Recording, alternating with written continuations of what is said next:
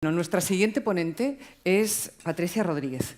Patricia Rodríguez es gerente del Real Club de Tenis de San Sebastián, asesora de diferentes clubes también y de ligas de fútbol. Ella tiene un currículum impresionante en un terreno copado por hombres, en el deporte, pero en los puestos de dirección, ¿no? De decisión, de gerencia. Yo no me refiero al mundo de la natación, que es donde a ella le hubiera gustado, bueno, pues por lo menos era el deporte que le gustaba, ¿no? La natación, pero acabó en el fútbol, ¿no? Ha sido directora financiera de la Sociedad Deportiva Eibar. Yo creo que ahí es cuando me saltó a los periódicos más claramente, porque el titular de la primera mujer gerente en un club de primera se repitió muchísimo, ¿no? Consejera delegada del Elche Club de Fútbol, vicepresidenta de la Liga, CEO del Granada. Ella tiene claro que con su trabajo trata de allanar el camino a otras mujeres, no solo por el ejemplo, sino también por la comodidad de encontrar una representación, ¿no? y de encontrarse entre iguales luchando por la igualdad. Dice que el trabajo funciona en equipo, que la afición es soberana. Ahí le puede el fútbol, ¿eh? La afición es soberana. Que una mujer en la industria no sea noticia es interesante, porque eso significaría que en esa industria reina el equilibrio, ¿no? Y que lo básico es pensar, ¿y por qué no? ¿Por qué no puedo hacerlo, no? Sus padres la educaron sin límites, suele agradecerles a ellos mucho el lugar en el que ahora se encuentra. Así que, señoras, y algún caballero que veo también por aquí, Patricia Rodríguez.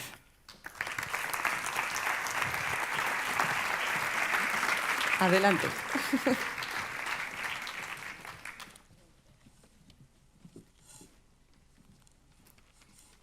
Egun on guztioi, a ver si esto... Ahora. Ya, pero con pasador mejor, ¿no? Vale, pues nada, me quedo. Bueno, egun on guztioi, muchísimas gracias a todos por este momento y gracias al Correo y a la Diputación por la invitación. Lo que yo quiero compartir con vosotros es mi experiencia dentro de estos años en el deporte especialmente. Yo comencé mi carrera en PricewaterhouseCoopers, donde estuve 9 años, y ahí di el salto al mundo del deporte.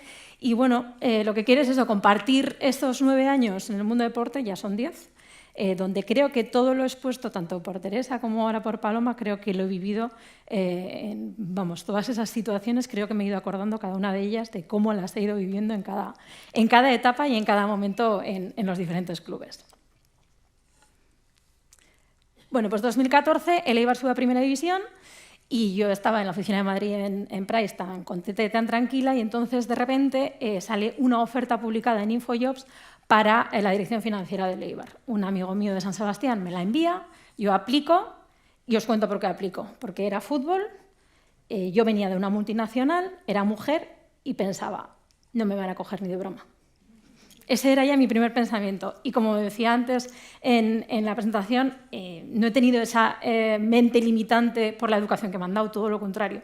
Pero la realidad de esa sociedad en 2014, viniendo de una multinacional y siendo mujer, pues bueno, el fútbol estaba a años luz de todo eso. Entonces fue lo primero que pensé, porque yo no tenía intención de volver a casa, de volver a San Sebastián a vivir. Error, me equivoqué, fui seleccionada y entré en el fútbol. Deporte que no me gustaba en ese momento en absoluto, porque a mí, como han dicho, me gustaba la natación y la gimnasia rítmica. Recuerdo a Paloma retransmitiendo competiciones de Ana Bautista, o sea, allá hace unos cuantos años. Así que bueno, era un mundo totalmente diferente y para mí era importante que iba a hacer cosas distintas, que iba a seguir aprendiendo, creciendo y en un mundo que estaba cambiando mucho y que yo iba a poder ser parte de ese cambio. Así que, bueno, cuando entramos, conmigo entraron otras 7 u 8 personas, porque la estructura del Eibar era pues, prácticamente una única persona encargándose de todo. Esa persona fue absolutamente generosa con nosotros y especialmente conmigo, porque él al final, como no había nadie, hacía un poco de gerente y fue cediendo y fue aprendiendo. Se abrió a aprender. En lugar, él podía haber optado por cerrarse y lo que hace mucha gente, ¿no? Y lo que hizo fue compartir y abrirse a aprender y a crecer y a trabajar todos en equipo. Así que empezamos a construir el puzzle todos juntos y de dirección financiera, claro, como todo estaba sin hacer, pasé a dirección de recursos humanos y un poco a todo lo que me iban dando. ¿Por qué? Pues porque yo me veía como que estaba en un mundo casi de prestado y tenía la necesidad de aprender y aprender y enterarme y preguntar y que nunca me pillasen en un renuncio. Cosa que a los hombres no les suele pasar. Pues yo tenía esa inseguridad y por eso metía horas como si no hubiese un mañana. 14 horas al día, fácil, pero necesitaba absorber el máximo conocimiento porque pensaba que estaba en un mundo que no me correspondía, donde mucha gente quería estar y era una privilegiada, con lo cual no podía fallar y tenía que dar el callo.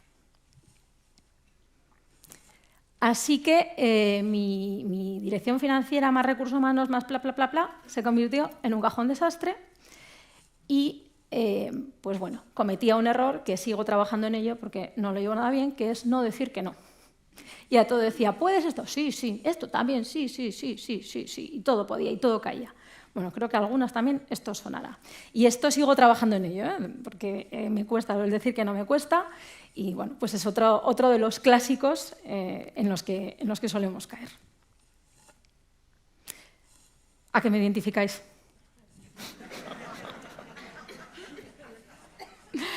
Bueno, pues así me sentía yo en todas las reuniones de liga. Con lo cual, el primer año, las primeras frases, cuando de 2014 a 2015, que yo era directora financiera y solía ir acompañando al presidente a la asamblea, otro estereotipo, acompañante, yo estaba siempre calladita, pues por lo que os decía, el miedo a meter la pata. Y claro, era la diferente, entonces yo nunca hablaba. Hasta que, y bueno, era la diferente, me consideraba la diferente y veis que era la diferente también. Hasta que llegó el momento, no sé si os sonará a algunos, a final de 2015, la primera temporada de Eibar en Primera División, deportivamente descendemos. Pero se abre otra posibilidad, que era luchar por la permanencia administrativa, porque nosotros habíamos hecho las cosas dentro de las normas, cumpliendo y pagando religiosamente. Sin embargo, otros no habían competido en igualdad de condiciones. Entonces entendimos que nos correspondía luchar por esa otra batalla. Y llegada a ese final de temporada, donde habíamos descendido y todo era un drama, porque fue el último día, el día que entramos en descenso, pues bueno, la persona que tenía que ir a la liga a defender la postura se fue de vacaciones. Así que me tocó ir a la liga y, claro, ahí no me quedaba otra que hablar, porque mi contrato era N+1 y N eran los años de Eibar en primera. Entonces, si yo no decía nada, me quedaba un año de contrato y volvía a Price. Y a mí eso me había gustado bastante, con lo cual yo decía, me tengo que quedar. Así que en esa reunión de liga, siendo la diferente, pues con temblor de voz y con miedo a meter la pata, dije, venga, sin pensar, al lío. Entonces expuse nuestra postura, nos presentamos como parte interesada y empezamos todo el proceso para quedarnos en Primera División.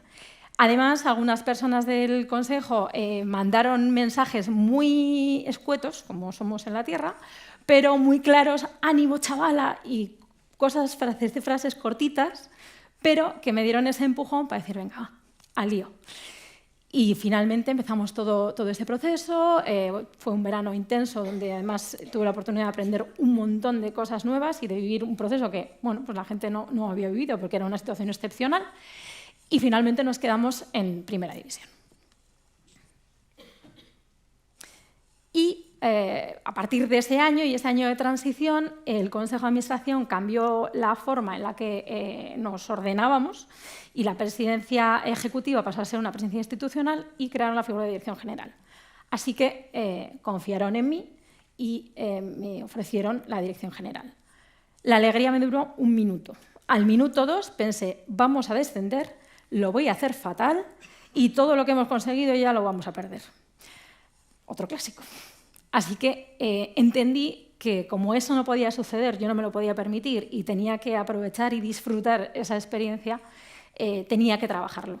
Empecé a trabajar con una coach, incorporé a la coach también al equipo directivo, porque es verdad que había sido 2 años complejos y la situación dentro necesitaba de cierto revulsivo y de cierta ayuda externa. Y bueno, desde entonces empecé a trabajar con ella, era 2016, y todavía de vez en cuando sigo trabajando con ella para que me saque de mi zona de confort, me tire de las orejas y me ponga las pilas cuando corresponde. Pero vamos, la primera reacción que tuve pues fue esa. En lugar de decir lo que me merezco y lo que tal, que es lo que harían algunos, pues no, fue el miedo y pensar, la voy a liar. Pero bueno, empezamos con ese nuevo plan estratégico en el cual intentábamos ser absolutamente diferentes, éramos una pulguita, entonces teníamos que ofrecer algo totalmente distinto. Uno de los pilares fue la parte económica, la sostenibilidad económica y pensar de una manera en la que la reinversión y no irnos a un círculo vicioso que era el predominante en el sector de fichajes millonarios y todo al verde, y si por lo que sea deportivamente no sale, entro en números rojos y ya, adiós, se acaba todo mi proyecto, con lo cual ahí sí es suerte, porque te puede salir bien o mal. Nosotros optamos por hacer otro perfil, otro trabajo y otro tipo de proyecto en el cual la parte empresarial era la predominante y lo basábamos en saber cuáles eran nuestras debilidades y nuestras virtudes y potenciarlas. Así que los pilares dentro de esa estrategia de esos años fueron la sostenibilidad económica, una apertura y una transparencia a través de una serie que se llama Six Dreams de Amazon Prime, que no era habitual en el sector, porque se enseñaba lo que pasaba en deportistas, pero no en los despachos, y en nuestro caso se enseñó lo que pasaba en los despachos, la internacionalización, a pesar de ser un club muy chiquitín, y una parte muy importante que era la diversidad. Hoy en día las campañas de sensibilización y de concienciación en el ámbito de la diversidad son mucho más comunes y a pesar de que seguimos viendo, escuchando y leyendo barbaridades, pero los clubes, bueno, se mueven algo más y van haciendo ese tipo de campañas. Antes, en 2016, eso no sucedía. Yo creo que éramos solo el Leganés y nosotros los que sacábamos tweets y campañas relacionadas con cualquier tema de diversidad, ¿no? Y aquí hubo una cosa muy curiosa, que además está relacionada con lo que ha comentado antes Teresa, de que el equipo masculino, no nos imaginaríamos que la selección masculina de fútbol pide permiso en el trabajo y se va 3 días antes a un mundial. En cambio, la selección femenina sí lo hizo. Pues las campañas, cuando empezamos a hacer campañas conjuntas con los 2 primeros equipos, nos sirvió para que los del masculino se dieran cuenta y valoraran lo afortunados que eran. Porque ellos nos pedían siempre hacer las campañas por la mañana, después de los entrenamientos, y luego marcharse a casa. En cambio, cuando las tenían que hacer con el equipo femenino, tenía que ser por la tarde, porque sus compañeras por la mañana tenían otro trabajo. Y por la tarde venían a entrenar y después a hacer la activación que preparábamos con el patrocinador. Entonces, claro, cortocircuitaban y empezaban a valorar y a mirar con otros ojos el trabajo que hacían sus compañeras. Y de esa manera conseguimos también que empezaran a venir a algunos partidos de ellas. Ellas ilusionadas, porque claro, nadie les había hecho caso y de repente empezaban a tener conciencia de que, oye, tenemos el mismo protagonismo, merecemos el mismo protagonismo. Y 2018, bueno, el club habíamos conseguido una de las clasificaciones más buenas en cuanto a posición de liga, teníamos excedentes económicos, la ciudad deportiva ya planificada, los terrenos para esa ciudad deportiva comprados, todo fenomenal. Y entonces al Consejo se le ocurre que quiere poner un consejero delegado por encima de la dirección general que yo tenía. Yo no me caracterizo por asumir o aceptar las cosas que no me parecen bien, así que tal cual lo manifesté, dije que no me parecía bien y que no me quería quedar en esa situación. Así que decidí salir del club y claro, alrededor toda la gente que estaba dentro del fútbol, la gente que quería entrar en el fútbol me decía, estás loca, ¿cómo vas a salir? Luego es imposible entrar, ya has hecho lo más difícil, no te vayas. Digo, no tiene ningún sentido. O sea, y tuve 1000 dudas y obviamente pensé dentro de esa tormenta, y lo reflejo como una tormenta porque pensé, no voy a encontrar trabajo, nunca más voy a volver al fútbol. Bueno, todo lo negativo que se os pueda ocurrir, pues por mi mente pasó de todo. Menos mal que bueno, tenía personas a mi alrededor que apoyaron y que ese momento de transición lo hicieron muchísimo más fácil y de hecho me sirvió para aprender mucho. Y para trabajar toda esta parte. Y además, una está por aquí. Hubo un grupo de mujeres dentro de la Asociación de Empresarias y Directivas de Guipúzcoa. Hicimos como un grupo y conocí a algunas personas, una de ellas Cris por aquí, que además de enseñarme un montón y ver las cosas con otra perspectiva distinta, porque la realidad es que yo, y os lo he dicho antes, por mucho que haya recibido una educación determinada en la que mis padres siempre me han dado todo tipo de oportunidades, apertura de mente, no establecer nunca un estereotipo que esperasen para mí, para mi carrera, para mi vida, en absoluto. Nunca he impuesto. La sociedad es la que es. Y hay una serie de parámetros y incluso lo que viene a través de medios de comunicación. Al final termina penetrando. Entonces, me enseñó a cambiar y a ver con una perspectiva de género todas las cosas que hacía y a detectar que ciertos comportamientos que yo veía como normales o esos miedos no eran normales y eran fruto pues, de la sociedad en la que vivimos y que teníamos que aprender a cambiar y trabajar esos aspectos. Así que esa época fue de mucho aprendizaje y de mucha ayuda, sobre todo de todo el entorno, en cuanto a trabajar mucho el networking, que a mí me parecía que era una pérdida de tiempo. Yo tenía que estar dentro con el ordenador, dentro en la oficina, trabajando y produciendo, aunque nadie me viese y nadie me conociese. Pues empecé a cambiar el chip en ese sentido y empecé a verlo de otra manera. Empecé a publicar cosas en LinkedIn, a hablar, a dejarme ver, cosa que antes también me daba mucha vergüenza porque me sentía ridícula. Decía, ¿a quién le va a interesar lo que yo estoy contando? Bueno, pues todo ese trabajo y todo ese cambio me sirvió para ver las cosas de otra manera y también para relanzar un poco la marca personal. Y fue gracias a salir del club, conocer a unas personas increíbles que me ayudaron en ese trabajo y fue un punto de inflexión en la carrera. Así que vino algo bueno. Después de la tormenta vino algo bueno. Y llegó la oportunidad de irme al Elche. El Elche, por cierto, era el equipo que descendió cuando el Eibar nos quedamos en primera división. Os podéis imaginar lo bien que me acogieron en Elche. La que nos descendió. Bueno, yo no dejé de pagar Hacienda yo, desde luego.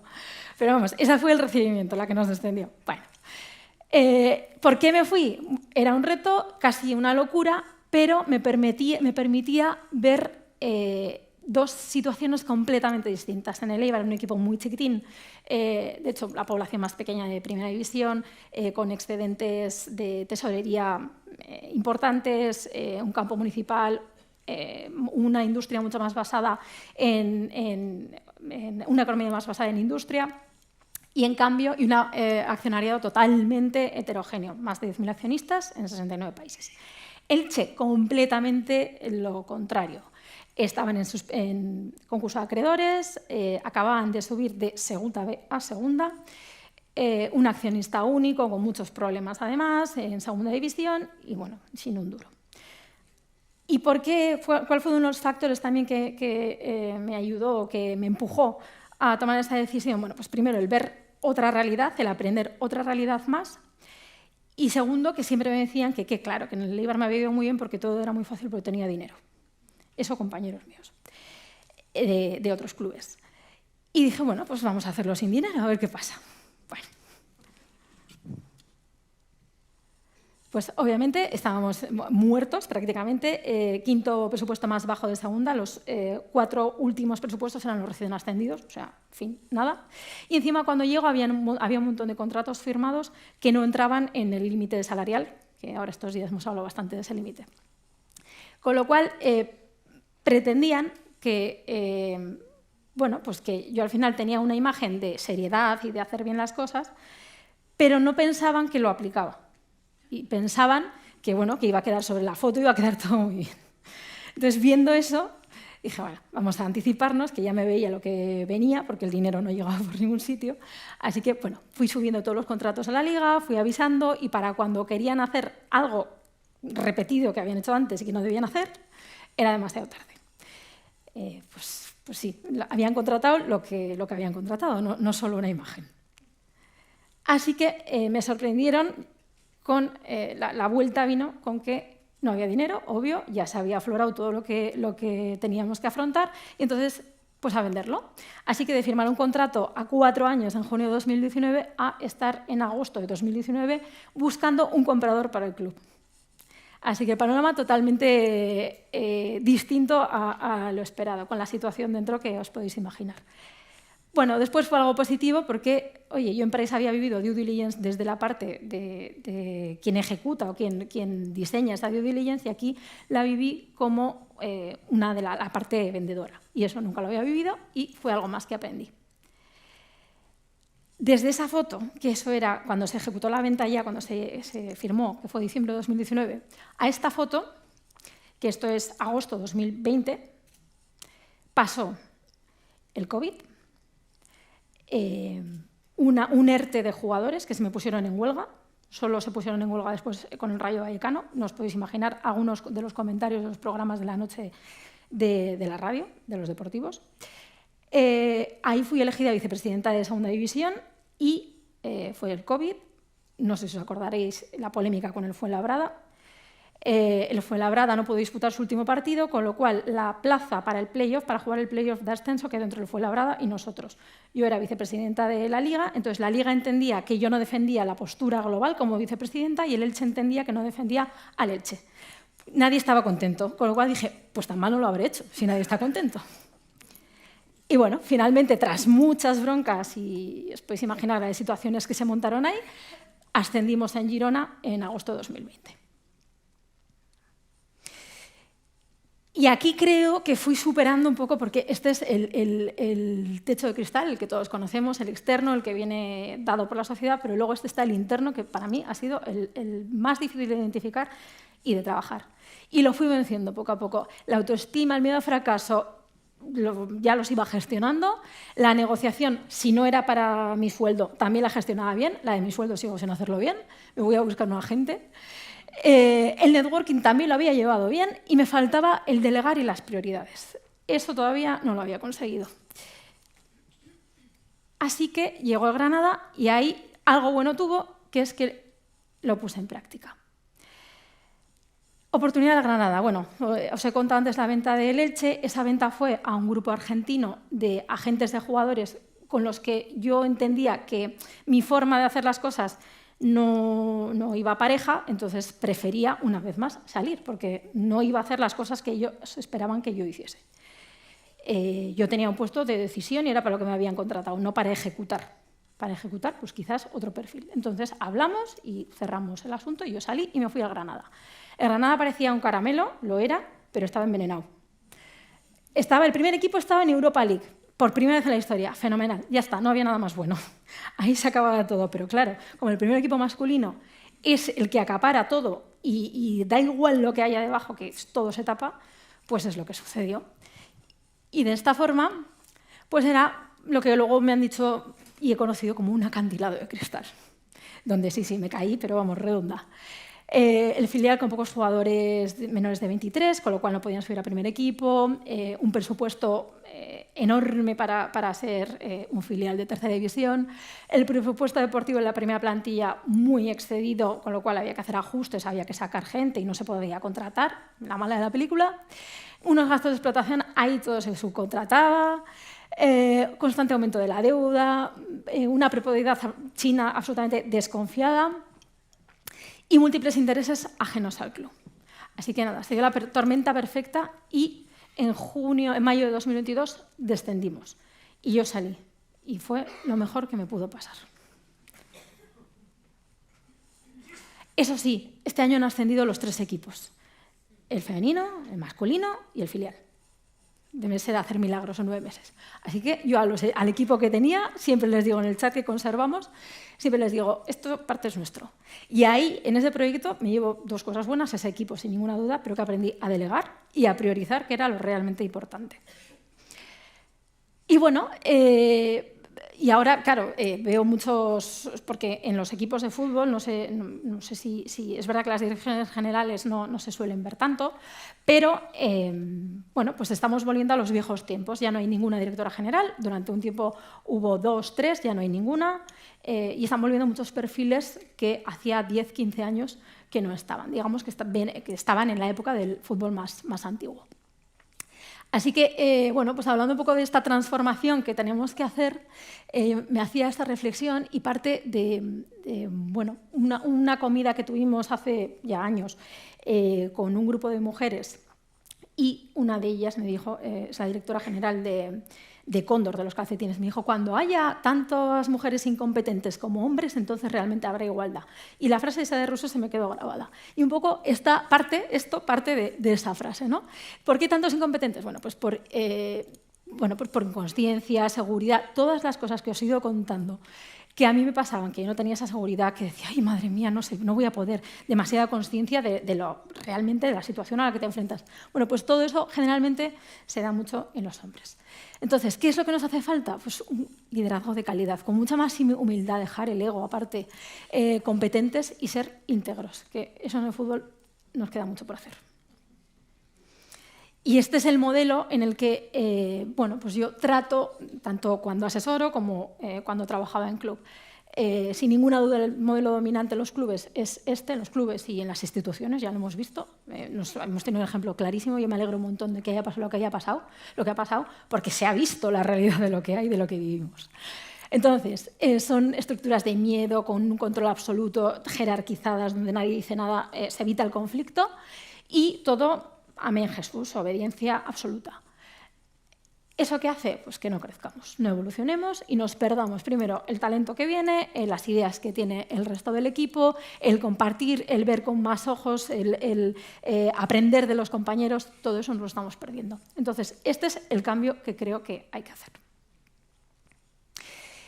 Y dentro de ese cambio sí que es verdad que hemos empezado a notar que poco a poco se van abriendo los estadios para el equipo femenino. Eso sí, esta semana leía en un artículo que me llamó mucho la atención, porque en principio el medio es económico, de economía deportiva, y decía que los equipos ceden a la sección femenina el estadio. Entre sección femenina, que me suena a otros tiempos, y ceder, que parece que vienen, que no son del club, porque el estadio es del club, que yo sepa. Bueno, pues, en fin, todavía nos queda mucho por hacer. Pero bueno, a lo que voy. ¿Cómo hacemos que la competición y que tengan el protagonismo y se les dé el valor que tienen que tener y el sitio que merecen? Pues obviamente abriendo los grandes estadios, que para eso están, que hay que usarlos más, ya por un tema de sostenibilidad. Y además eso nos permite que el espectáculo que ofrecemos sea mucho mejor, la calidad, los derechos de televisión suban y los patrocinios obviamente también, porque la visibilidad es mayor. Lamentablemente, todavía como nos queda, estamos en este punto en el que esta temporada 22-23 en España solo se han jugado un 6,25% de los partidos en los estadios principales de los clubes. O sea, en fin, es terrible. O sea, y como máximo 2 de los 15 partidos que han jugado los equipos. Ahí es verdad que la Liga Mexicana va por delante. Hace años que ya empezó una política bastante firme en cuanto al femenil, que llaman ellos, y es que todos los equipos masculinos tienen que tener obligatoriamente un femenino. Y a partir de ahí empezar a impulsarlo. Y eso hace que lleguen también a un 89% de partidos jugados en estadio principal. Bueno, aquí una cara A y una B, y un poco relacionada con algo que ha dicho Paloma. Ayer se anunció el primer patrocinio de naming right del estadio del Manchester City, donde juega el primer equipo femenino. Genial, fenomenal, primer naming de un estadio que es femenino. Vale. ¿Qué marca es esto? ¿De qué es? Para bebés. Una vez más, se relaciona, y ya sé que me vais a decir, que alguno pensará que Lea es una marca de afeitado y patrocinaba la primera equipación del masculino del Alavés. Vale, sí, pero, en fin, que tenemos que empezar a evolucionar y a tratarnos, a distanciarnos de esos clichés y de esos estereotipos. Aquí unas cifras de la cruda realidad que ya os venía contando. Federación Española, la Asamblea, la representación de mujeres es un 4%, en la Comisión Delegada un 9% y en la Junta Directiva un 16%. Y no nos olvidamos de ese 30-40% que se recomienda. Que ayer oía que en el IBEX están en un 32% ya, poco a poco evolucionando, después de sendas obligaciones. Bueno, pues como en el deporte todavía no parece que esa obligación ha llegado a interiorizarse, pues estamos en estas cifras. La Liga, otro tanto de lo mismo. Asamblea de clubes, los 42 clubes, un 7%, hay 3 presidentas. Comité ejecutivo, 0%. Y comité de dirección, pues 2 personas. Una de ellas, fundación. lo digo también por los papeles que se nos asigna y por un poco también lo que decía Paloma, a qué se dedican las periodistas, ¿no? En la sección de Economía y Política siempre hay más hombres que mujeres y las mujeres más pues, a sociedad y bueno, al cuidado. En la Liga Femenina, la Asamblea de Clubes, Liga Femenina, 25%, y la presidenta es presidenta por obligación del CSD, que si por los clubes fuera, es presidente. Consejo de FIFA un 21% y Comité Ejecutivo de UEFA un 11%. Nos queda bastante por hacer. ¿Qué ha cambiado? Pues ahí tenemos la Supercopa de Arabia y aquí Qatar. Y cuando he escuchado a Paloma la prohibición de las mujeres de ir a ver espectáculos deportivos, he dicho, pues, todavía existe. Y la estamos aquí patrocinando y estamos yendo a una competición española a un sitio donde las mujeres no pueden ir a presenciarla. Y ahí, bueno, en Qatar, pues, en fin, más de lo mismo. Otro titular, que tampoco estoy de acuerdo. Terminó con el último presidente old school del fútbol español. Ojalá. Porque es que resulta que ayer dijo esto Cerezo. Eso sí, hace 1 o 2 semanas todos estaban indignados con Rubiales. Pero ya se nos ha pasado la indignación, ya hemos hecho el check y venga, ya sale nuestro ADN y nuestra forma de ser. Pues. Y aquí los aplausos de la vergüenza.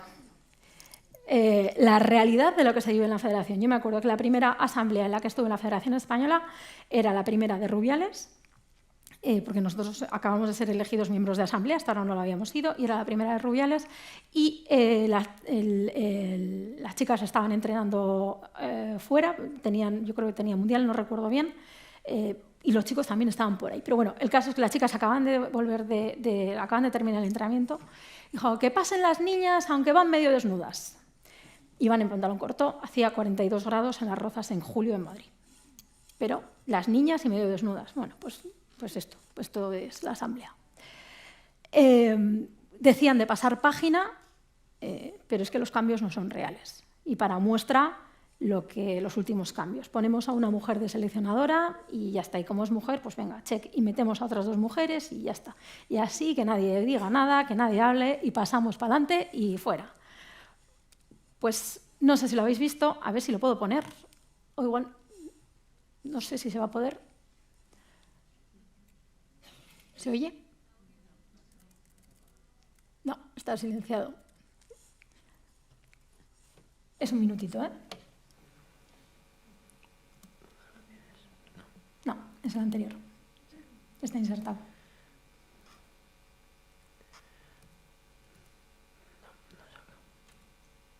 Bueno, no pasa nada. Es un extracto de la entrevista que le hacen a Vero Boquete, salió ayer, y os invito a que la escuchéis, sobre todo la parte que habla de cómo se elige a la seleccionadora y cómo se han tomado las decisiones. Es que ni una coma cambiaría. O sea, la escuché ayer y es que tiene toda la razón del mundo. Ha dicho la realidad de lo que está pasando. Se pasa, se pone, se hace, se chequea, se cumple y se hacen los tics y pasamos. Y que dejen de quejarse ya, que a ver qué más quieren. Y es que el que dejen de quejarse qué más quieren lo escuché en un programa deportivo de radio ayer por la noche otra vez. ¿Pero qué más quieren? Ya está, ya han hecho los cambios, ya se ha ido Rubiales. ¿Ahora qué? ¿Ahora qué van a querer? Pues ahora quieren que haya un cambio real. Porque si no llega a pasar lo del beso y llegamos a quedar campeonas, nadie se acordaría de todas las que firmaron la carta y renunciaron a ir al Mundial el año pasado. Eso hubiese quedado. Y por eso, estoy convencida que por eso, conociendo al personaje, por eso su exaltación de alegría que perdió los papeles, porque dijo, mira, hay que os den, así, tal cual, para enterrar todo aquello y quedarse con la razón. Pues no, has metido tanto la pata que al final tu verdadero yo ha salido y ha revelado la realidad de lo que hay ahí dentro y, por desgracia, también mucho en el fútbol en general. Así que unas pequeñas propuestas de cambio que deberíamos tener en cuenta, deberíamos poner en marcha si queremos que de verdad se produzca esa revolución y bueno, que al final yo creo que han hecho, ya desde el año pasado cuando enviaron esa carta, y además yo he comentado con algunas personas, cuando todo intentaba como taparse y que no pasase nada en la preparación del Mundial, y fíjate, íbamos ganando y qué bien, y yo me veía diciendo, ¿cómo voy a querer que la selección pierda? Pero es que había momentos en los que decía, es que de verdad, no se merecen, ellos no se merecen que ganen. Bueno, pues al final hemos conseguido todo, han ganado y además ha salido a la realidad. Con lo cual, para que eso no quede en nada y este huracán que han comenzado se pueda incrementar de manera exponencial y realmente el cambio sea real, pues deberíamos tener un mínimo de ese 30% que tantas veces se ha repetido en otros ámbitos, sobre todo en el económico, y que tan necesario es y tan lejos estamos. Con lo cual, hay margen, hay margen para hacer cosas. Tener miembros independientes en los órganos de decisión, hacer los procesos de selección de manera transparente, no por amiguismos o por puestos de confianza, que se tiende mucho a las personas de confianza. Poner políticas y sanciones contra la discriminación, pero reales, no órganos en los que si no me gusta lo que hace o lo que decide, le quito y paso al siguiente. Y unas vías claras para denunciar y tratar las infracciones. De forma que tengamos un entorno en el que realmente seamos bienvenidas y no seamos como el elemento discordante, el florero o la cara bonita. Esta es otra frase también que he escuchado. Qué bien ya hacía falta una cara bonita en el fútbol. Sean entornos seguros, obviamente. No sientas todo el rato que tienes que estar como a la defensiva, que muchas veces sucede. Y que lo que decimos esté respaldado. Porque muchas veces no se dicen las cosas o no se hablan porque automáticamente te apartan y sales fuera. Y al final estamos trabajando, con lo cual, bueno, pues que ese entorno para respetar todos estos puntos se pueda garantizar. Y eskerrik asko guztioi y nada, que ha sido un placer. Tienes que pasar así.